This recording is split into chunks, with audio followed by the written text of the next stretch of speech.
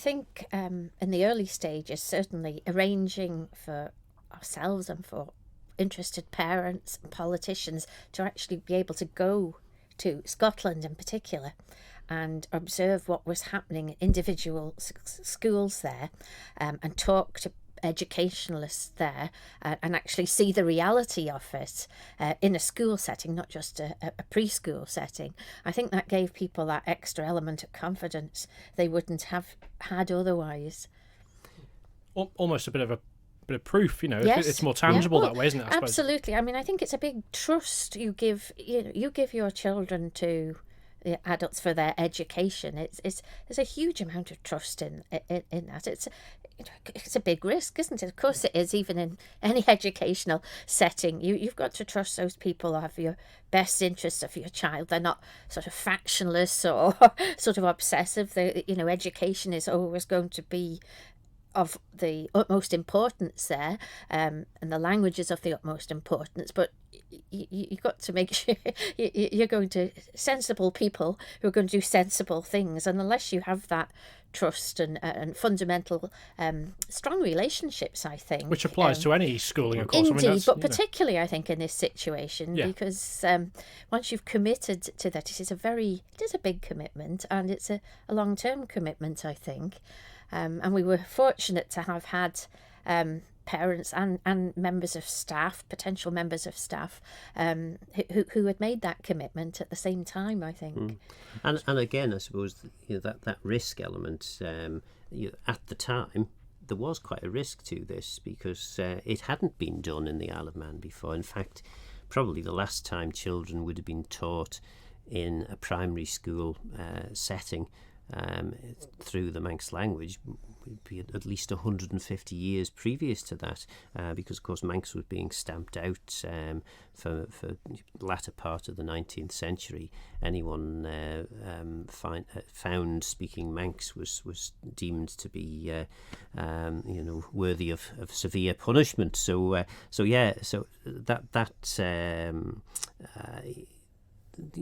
the risk that parents were taking was quite significant. Now, of course, we've got 20 years of statistics, and everything has to be measured these days and checked and tested, and indeed there's no difference at the Bunscoill, and on average the children at the Bunscoill outperform the children across the island. I think they've outperformed them every year that we've had the tests.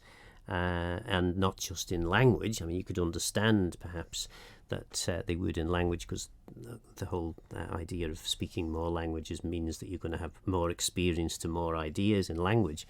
But it's also the same in science and maths, and the thinking from those who study these things is that because your mind is expanded to think in two different languages instead of just being set in one language, you're actually thinking around the puzzle, whether it's a science puzzle or a maths puzzle.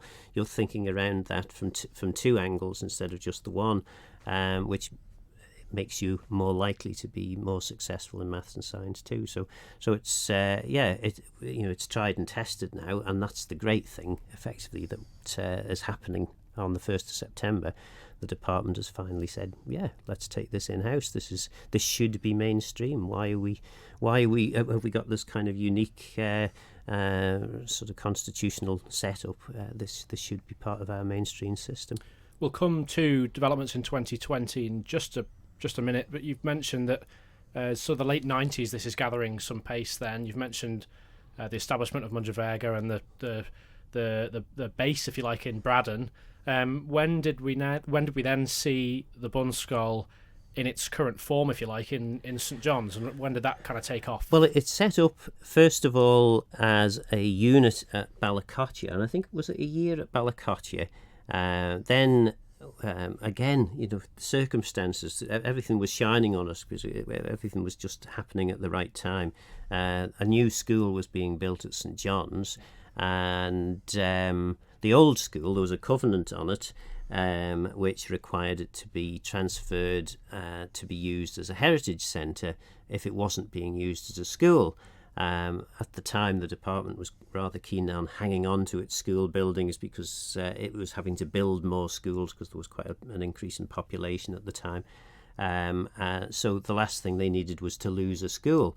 So when we said, well, the old school at St John's would be absolutely ideal for us because, in terms of the I suppose you want to link together the sort of cultural icons. So you've got Tynwald Hill on one side of the road, and then effectively the Manx language on the other side. It's very much become an epicentre, really, hasn't it? And obviously we now have Culture Vannin neighbouring as well. Exactly, and that was part of the thinking for Culture Vannin moving out there as well, was to sort of create this kind of cultural centre. So it's it was a great location for us, but also it was just a unique circumstance whereby the department needed to hang on to the school, and we just happened to be looking for a school in the centre of the island. So they said, yeah, you can have that. So we went from Ballacottia, I think a year at Ballacottia, one term I think it was at the new school in St John's, and then we moved into the old school, which is the existing location for the Bunscoill.